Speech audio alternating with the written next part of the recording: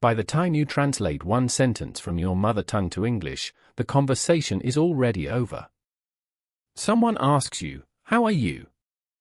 And in your head, you think in your language, then you find the English words, then you check the grammar, and then you answer. By that time, they have already walked away. If this is you, you are not slow. You just have the bad habit. You are trying to speak English with a translation habit. Today, I will give you a method that will break that habit completely. It is called the PPE method. You remember during COVID, we all wore PPE kits to stay safe. Today, this PPE will save your English. P stands for plan. P stands for prepare. E stands for execute. 3 simple steps to make your brain think directly in English. Let's start with step 1. Step 1 is plan. Plan to describe, not just to name. Most beginners make this mistake. They look around their room, and they say, "This is a fan. This is a light. This is a table. This is a sofa." Naming objects will not help you think in English. It will only help you remember vocabulary. And vocabulary alone does not give you fluency. If you want to think in English, you must plan to describe the situation, not just name the object. Let me give you an example.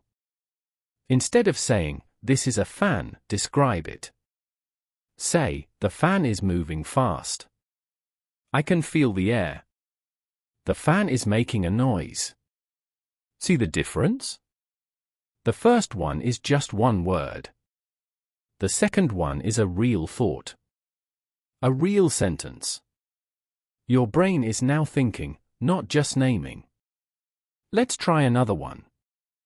Instead of saying, "This is a tripod," describe the situation. Say, "My tripod is in the corner. My phone is on the tripod. I am recording a video." Instead of saying, "This is a kitchen," describe it. Say, "I am in the kitchen. The kitchen is small but clean. I can smell something cooking." When you describe, you force your brain to make small sentences.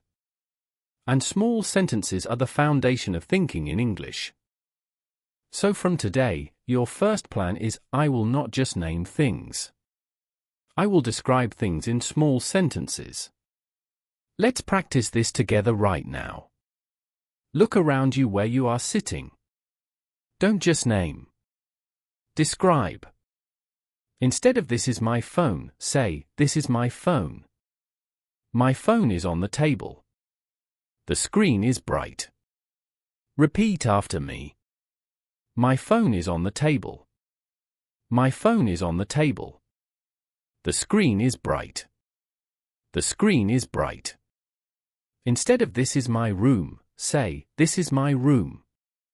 My room is quiet. I am sitting in my room. This is my room. My room is quiet. I am sitting in my room." Good.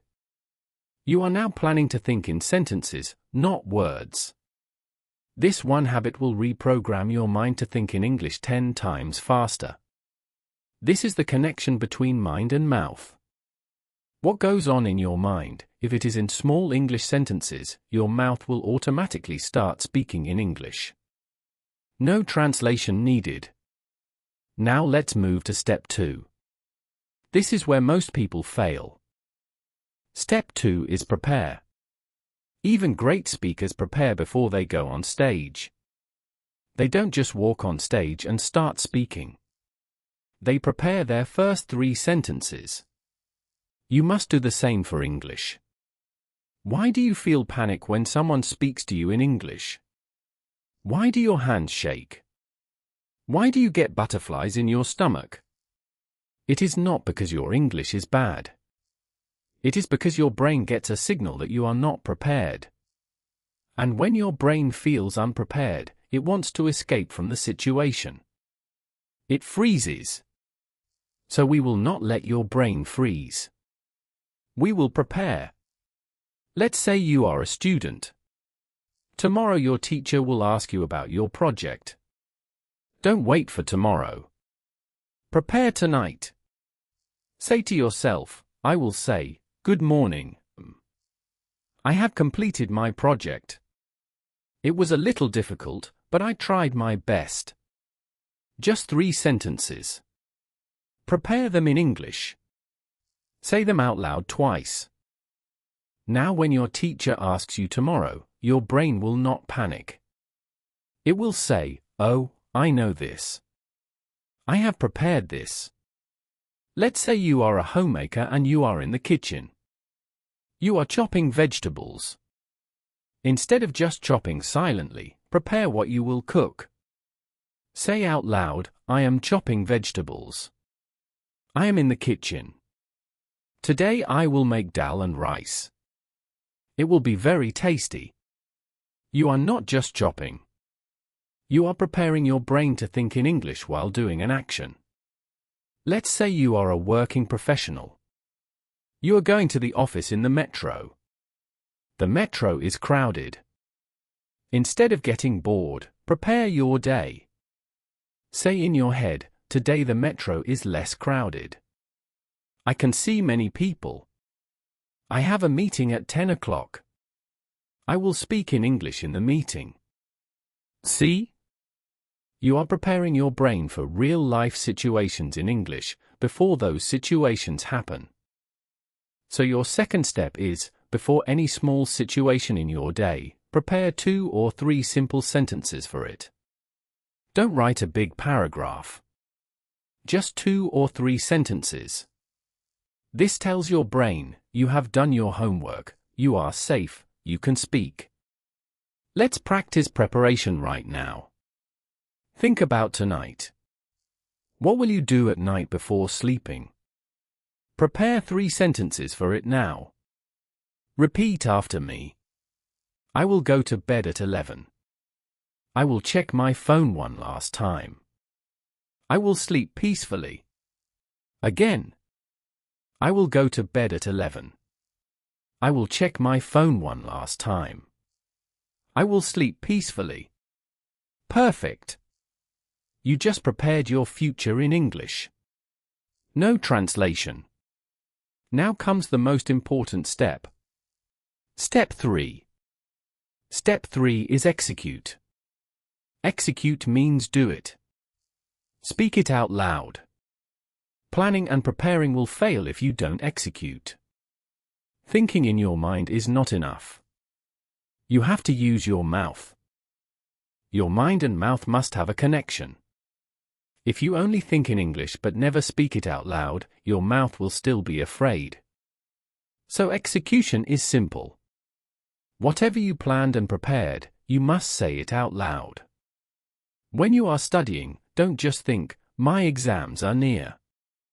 Say it out loud.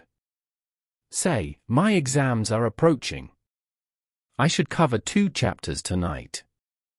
I will study for 1 hour. When you are in the kitchen, don't just think silently. Say it. Say, I am chopping the vegetables. The knife is sharp. I am making a curry today. When you are in the metro, look at the people and execute. Say quietly, I see many people. Everyone is busy. I see a man reading a book. This is called narrating your life. You are becoming the narrator of your own life in English. And here is a powerful technique. At the end of the day, at night, summarize your whole day to yourself in English. Not in your language. In English. Just stand in front of a mirror or lie on your bed and say, today I woke up at 7. I had tea. I went to work. I learned something new. Today was a good day. Just 5 sentences. Every night. This one habit of summarizing your day out loud will make your brain think in English.